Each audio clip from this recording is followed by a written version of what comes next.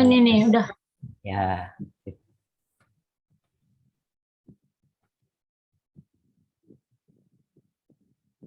Mulai udah di-record nih.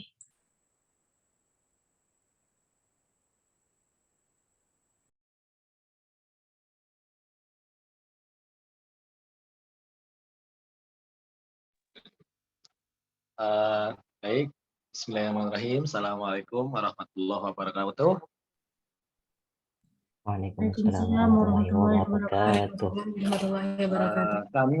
Kami dari kelompok 2 akan mempresentasikan tentang sintesis informasi melalui kajian teoritis dalam penelitian yang anggota kelompoknya terdiri dari Abdullah Kafabi, Muhammad Jazilul Lubab, Ririn Muktamiroh, Aisyah Salsabila, Nadia Rantika, dan Muhammad Adin Nastiar.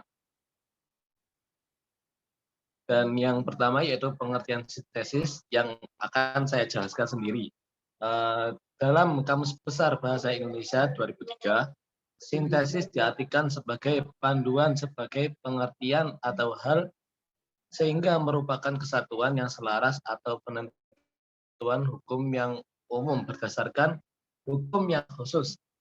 Pengertian ini sejalan dengan pendapat Katsof 1986 yang menyatakan bahwa maksud sintesis yang utama adalah mengumpulkan semua pengetahuan yang dapat diperoleh untuk menyusun suatu pandangan dunia.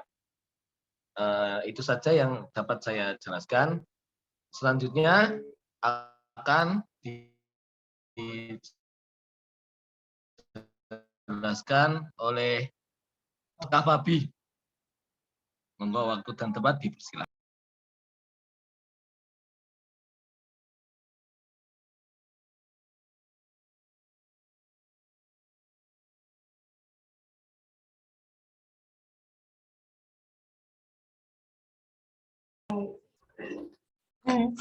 Ya, baiklah. Selanjutnya di sini saya akan membahas mengenai fungsi sintesis.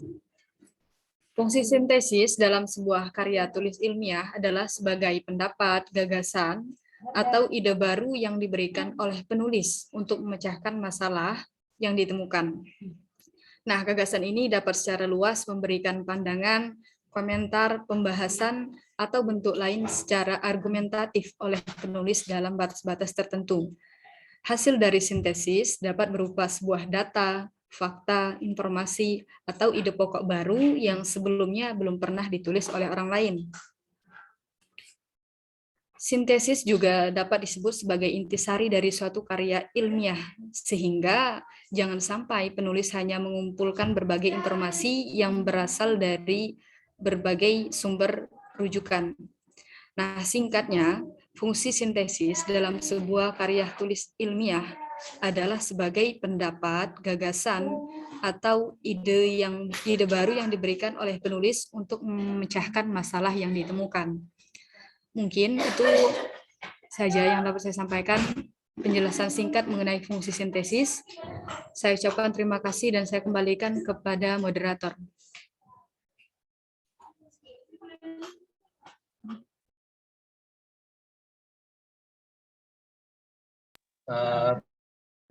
Baik, terima kasih atas disampaikannya oleh Saudari Nadia Rantika.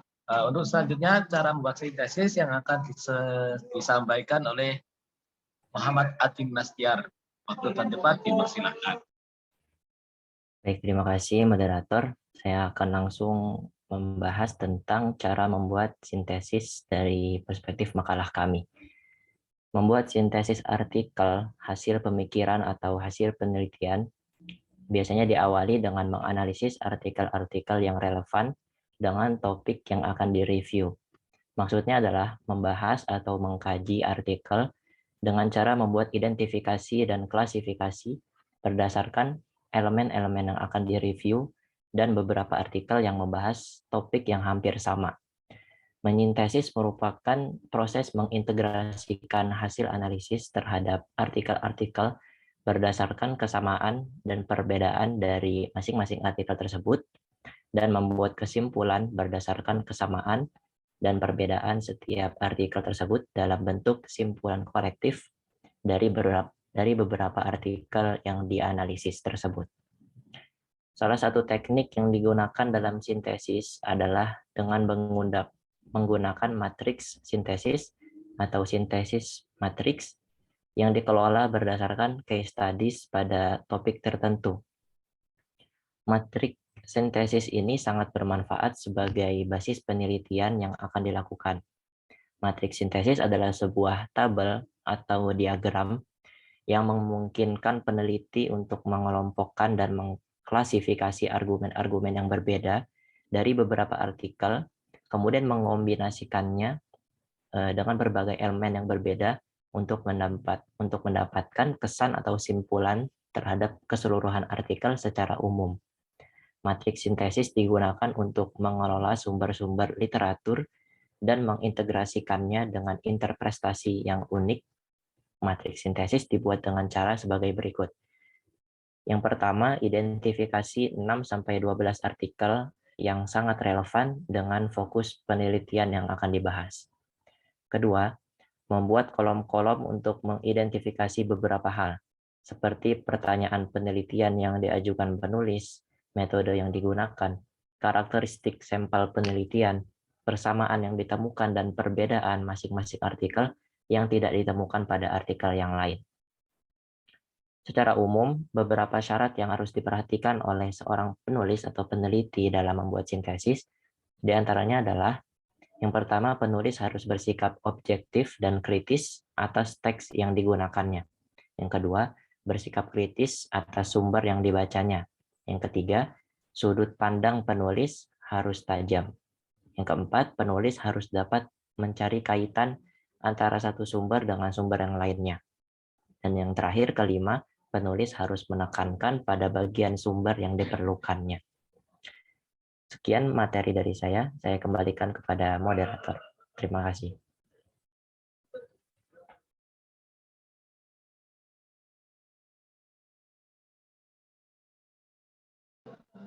Baik, terima kasih telah sampaikan materi dari Saudara Adin, dan selanjutnya pengertian kajian teoritis yang akan disampaikan oleh Abdullah Kafabi. Waktu dan tempat dipersilakan.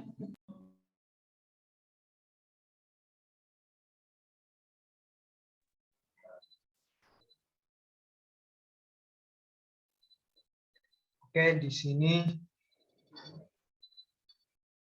saya akan menjelaskan tentang pengertian kajian teoritis. Jadi, kajian teoritis adalah serangkaian kegiatan untuk menelaah teori-teori yang berkaitan dengan rencana penelitian yang akan kita lakukan. Lalu, fokus utama dalam kajian teoritis ini adalah berkaitan dengan teori utama dan teori pendukung yang akan kita gunakan. Kajian teoritis ini yang nantinya akan kita gunakan sebagai dasar kita untuk melakukan penelitian.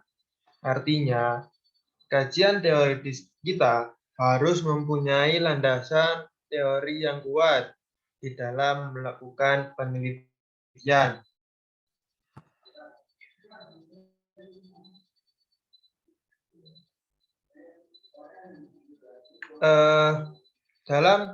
Biasanya, para peneliti terkadang kebingungan untuk mencari teori-teori yang akan dipakai, misalnya dalam menganalisa teori pembelajaran sosial. Itu para peneliti bisa menggunakan teori dari Albert Bandura.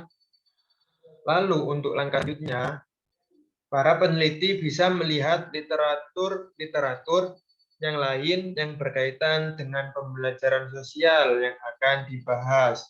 Lalu para peneliti mengaitkan dengan rencana penelitian yang akan dilakukannya, sehingga bisa mendapat gambaran secara umum rencana penelitian tersebut dan tentunya grand teori apa yang akan peneliti bisa pakai. Lalu pengertian dari kajian teori menurut para ahli. Yang pertama adalah dari Leibovitz dan Hagedorn. Mereka berpendapat bahwa kajian teori merupakan sebuah ide yang bersifat teoritis guna menentukan alasan mengapa variabel dalam sebuah penelitian bisa saling berhubungan dengan pernyataan. Yang kedua adalah Emory Chopper. Dia berpendapat bahwa kajian teori adalah sekumpulan konsep, variabel, posisi, dan konsep lain yang secara sistematis berhubungan dan juga ditarik kesamaannya untuk bisa menjelaskan dan membaca sebuah fakta. Yang ketiga adalah pendapat dari Kneller. Kneller mengungkapkan bahwa teori mempunyai dua makna. Menurutnya, teori itu memiliki sifat yang empiris. Artinya, teori juga merupakan sebuah hasil dan hipotesis yang sudah diuji menggunakan eksperimen dan juga observasi.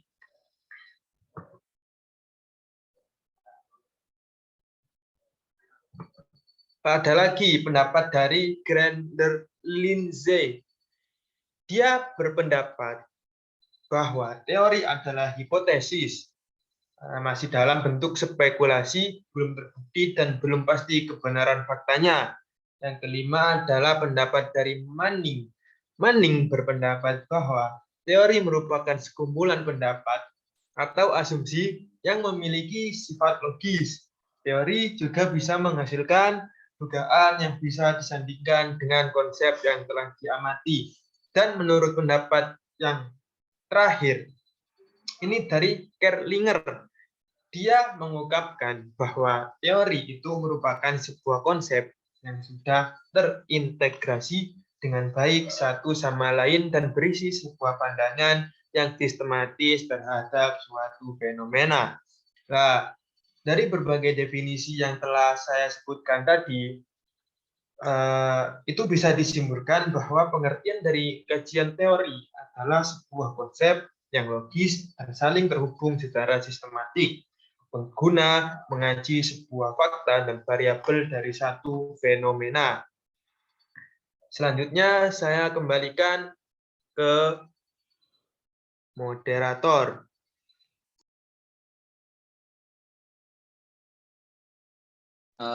Baik, terima kasih atas disampaikannya dari saudara Abdullah Kafabi. Dan selanjutnya yaitu peran-peran dan fungsi kajian teoritis yang akan disampaikan oleh saudari Ririn Tamiroh. Waktu dan tempat dipersilakan. Baik, terima kasih moderator. Selanjutnya mengenai peran dan fungsi teori.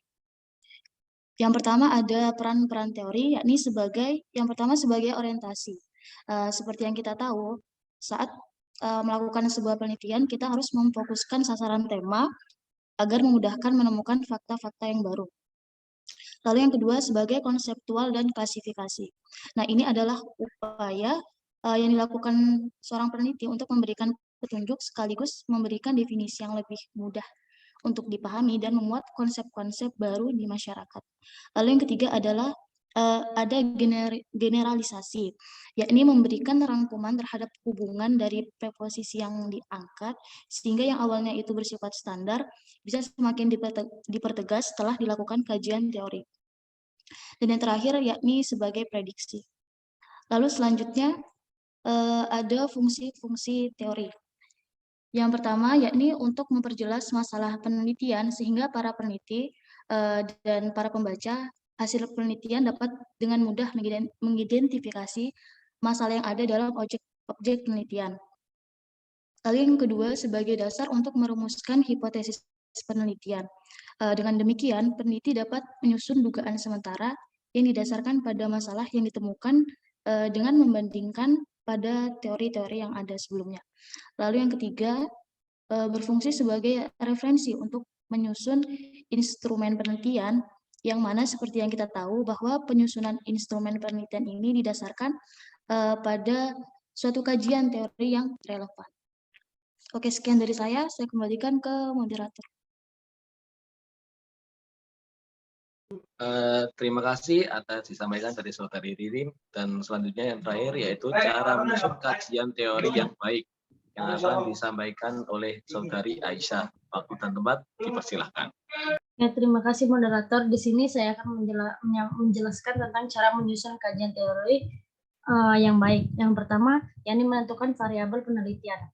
Jadi dalam sebuah penelitian kualitatif, sebaiknya variabel adalah hal yang pertama yang harus dikumpulkan. Kemudian setelah itu bisa dikategorikan. Kemudian dari kategori tersebut bisa ditentukan jenis metode yang akan kita gunakan untuk analisis. Kemudian yang kedua yakni mengambil sumber referensi. Kemudian mengambil referensi yang berasal dari berbagai jenis sumber. Contohnya mengambil referensi dari buku, publikasi ilmiah atau jurnal penelitian atau artikel ilmiah dan lain-lain sebagainya. Kemudian yang ketiga yakni menyortir referensi relevan.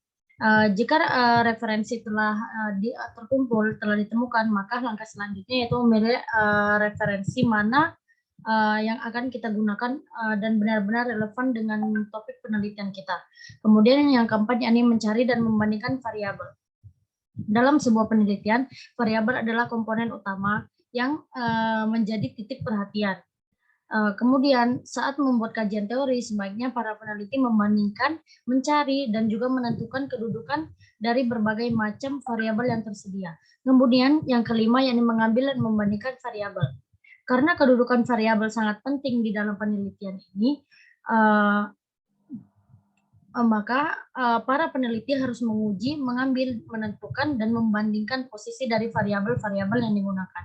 Kemudian yang keenam membaca topik penelitian. Langkah selanjutnya yakni membaca topik penelitian. Penelitian harus benar-benar mempunyai topik penelitian yang sesuai dengan variabelnya. Yang ketujuh, memaparkan teori.